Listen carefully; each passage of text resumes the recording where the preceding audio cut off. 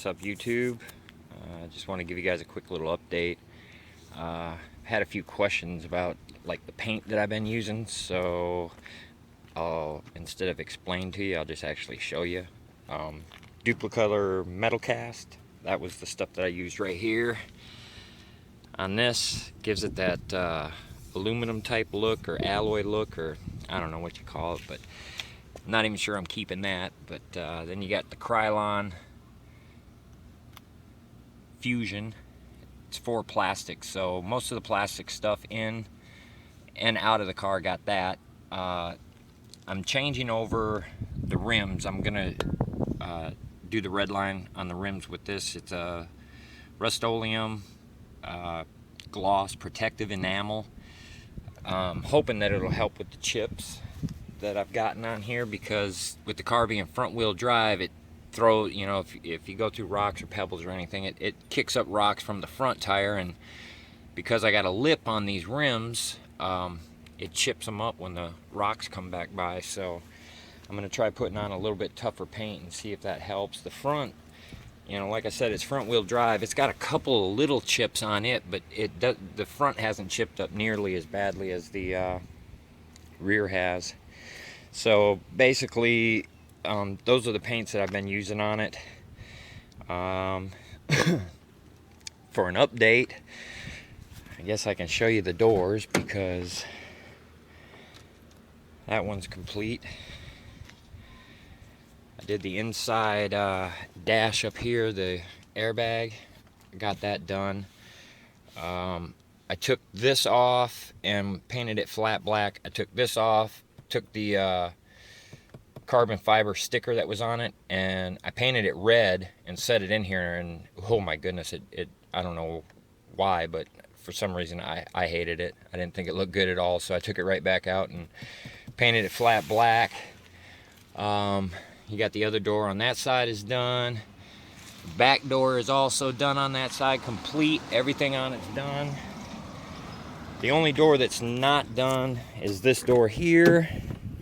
And the only reason this door is not done is I've had I'm not sure if it was on YouTube. It might have been a comment or two on YouTube that asked about it. I'm so surprised at how many people like these cars, the Galants.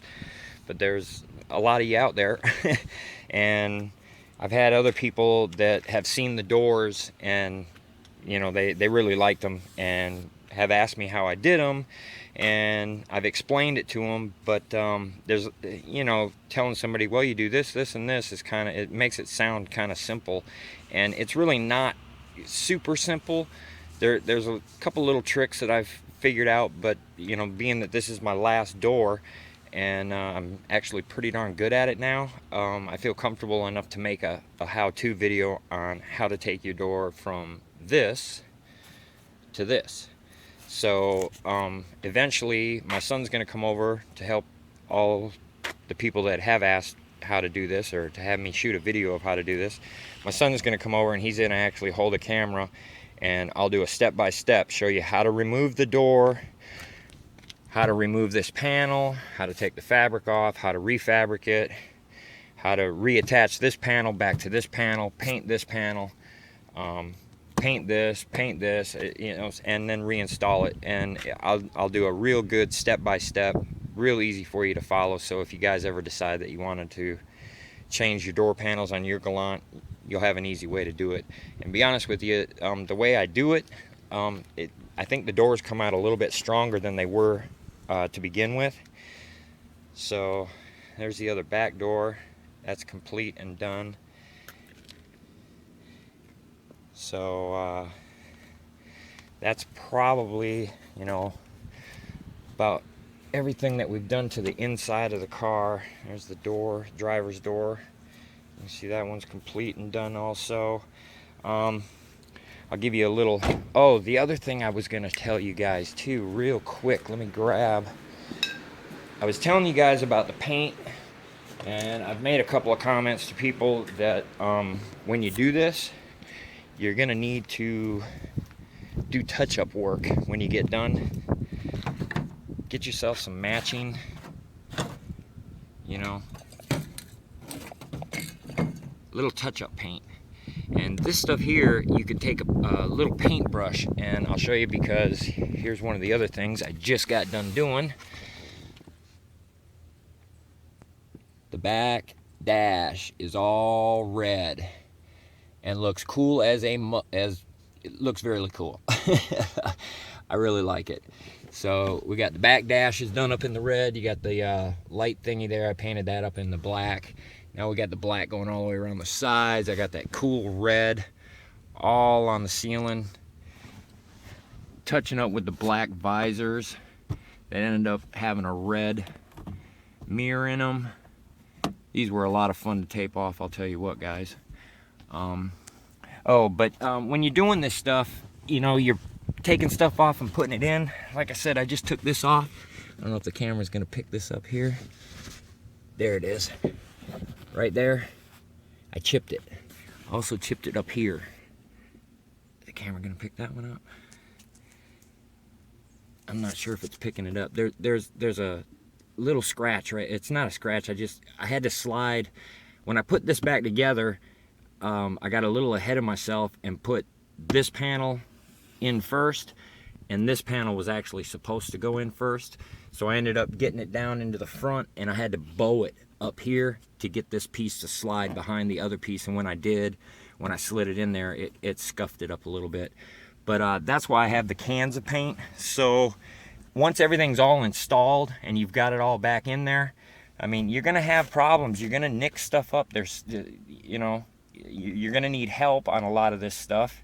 If you don't have help, you're gonna nick things up. So if you nick things up, don't get all pissed off and, you know, throw a temper tantrum. You just gotta, you know, regroup and do a little touching and fix it up, you know, the way you want it. The other thing is, I'll show you over here on that door. I gotta get out and go around there to show it to you though. When you put these things back together, I was in somewhat of a hurry. I was taking my daughter to a cookout with my grandson, and so I was in a hurry, and I had painted this door the day that we were going to the cookout. And I should, normally what I do is I'll paint this and let everything dry, you know, and it sits for 2 or 3 days before I ever do anything with it again. On this occasion, I didn't. And the little red buttons that I have here, there's one here and one right there. These are just little caps, but inside of there, if you pop this open, there's actually a screw. And the screw actually helps hold this to the door along with the other. I've shown you the pop rivets. You'll get a good idea when I show you on the back. Anyway, I put the door back together and put it back on the car, and the red things were still really wet, so I decided not to put them on there. And when I closed the door, because I didn't have that screw in there, it wasn't holding the panel completely tight to the door panel. And so when I closed the door, this stuff, it was dry, but, you know, like I said, it had only been painted, you know, for 3, 4, 5 hours maybe. And when I stuck it back on there and closed the door, because I didn't have that little red screw in there to hold the panel tight, it came in contact with this. So I've got a little tiny bit right there that I'm gonna have to touch up, and a little tiny bit right here and right there that I gotta touch up. This little thing right here ended up going right there on the, is that picking it up? I don't know if you guys can see that. There's a black dot right here that I got from transfer from that because the panel wasn't tight. So just a little heads up for you, you know, like I said, when you're doing these things and you get something painted, you don't have to stick it right back in the car that second. You know, give it a chance to dry, let it cure, let it get a good solid hardness to it, and you know, kick it in with a couple of coats of clear, you know, thin coats. But you know, I've hit a lot of this stuff, I don't know, 3, 4, even 5 times with clear coat, trying to build up so that when it does nick, you know, it hopefully doesn't nick into the paint. But that's pretty much everything we've got going on for you guys at the moment. The reason, I don't know if anybody's wondering, I had always said I was going to do this in carbon fiber. This was going to be carbon fiber, and this was going to be carbon fiber. So in case you're wondering why all of those pieces ended up being flat black, it's because the hydrographic carbon fiber kit that I wanted was going to cost me 170 bucks to do those pieces. And I decided that for a $5 can of flat black paint, I could do it and take the $170 and apply that towards the engine. So the $170 is probably going to go towards a new set of headers with a turbo manifold attached to it, and then of course I'll have to put the turbo on there and connect all that. Not doing a whole lot with the motor. I still haven't decided. You can see I've done a few things in here. Painted this up, so now we got a nice little red stand. Painted a couple of the other things up in there red, touched a few things up, did some of the bolts, just painted the bolts black, but you know, it cleans it up. Did the little thing here, painted that red.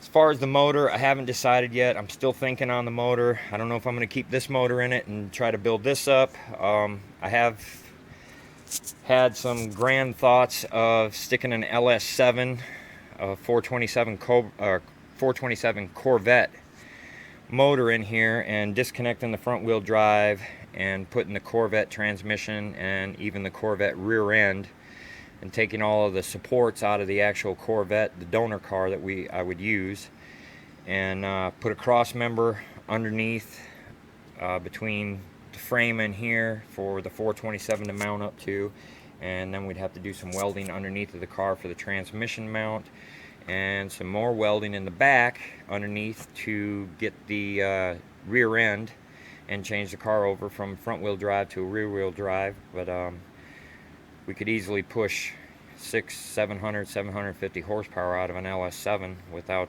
spending nearly as much as you would spend on this thing trying to get you know, not even that much horsepower out of it. So it's up in the air. I know it's a lot of work to try and switch over the car from front wheel drive to rear wheel drive, and in case you're wondering if the 427 fits in here, yes, the 427 will fit in the car. If you ever open up the front of a Corvette, you'll see the first 2 feet of the car from the nose back is all car. There's no motor up there. The Corvette motor is actually a rather small motor, even though it's a big one. The 427 will fit in here without any problem, and switching it over to a rear wheel drive would be probably one of the sickest galants on the road. You know, it would sure look good. It wouldn't be all looks and no go. Have that nice fat dual exhaust coming out of there with a 427 kicking 700 horsepower. I think she'd be done then. I'd have to put a for sale sign on her. Alright guys, that's your update. I hope that you liked it. Hope you're liking what I'm doing. You know, leave any comments or questions. I try to answer every one of them as quickly as I can.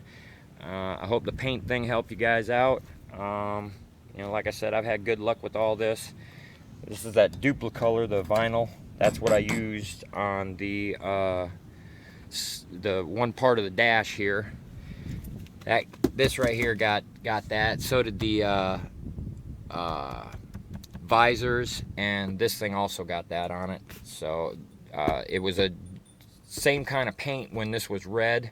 It's just, you guys, if you've watched the previous videos, you know I switched this over because the red one, it just stayed tacky, never got right. So switch it over to black, and the black has been working just fine. It's not tacky at all. So alright guys, next video should be me pulling that door panel off and showing you exactly how I did everything to get it all right and to make it go from that to that. So stay tuned, and I'll try to get that done for you guys in the next couple of days and get it uploaded. And like always, thanks for watching.